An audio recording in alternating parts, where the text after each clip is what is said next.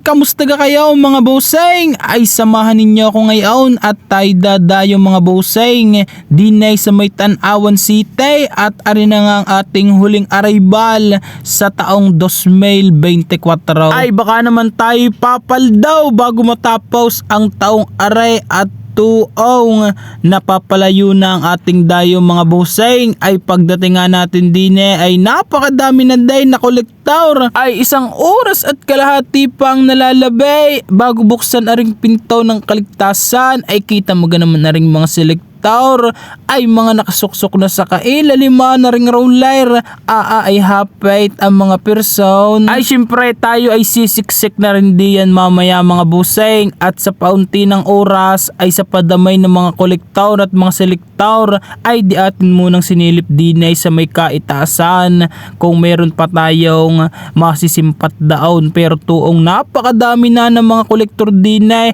ari nga at nangunguna na si paring Gerald ay laging una iyan sa arrival mga bossing. Abay nandini na rin pala si paring Dave at syempre hindi mawawala ang ating cheer dancer na si paring BJ.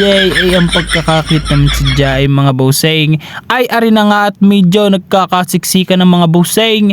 Ay parang sa arrival ngayong taon ay ari ang pinakasiksika na ay talaga namang mababali ang aking spinal cubes mga bossing. Ay di rin ang kaganapan sa aming arrival na aray mga bossing.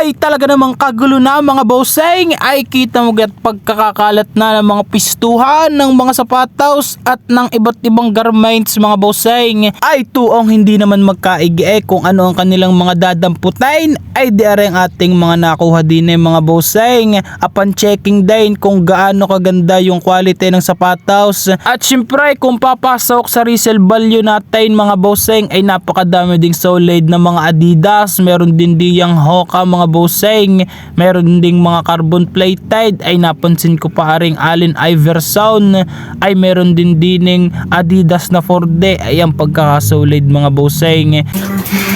Ngibit.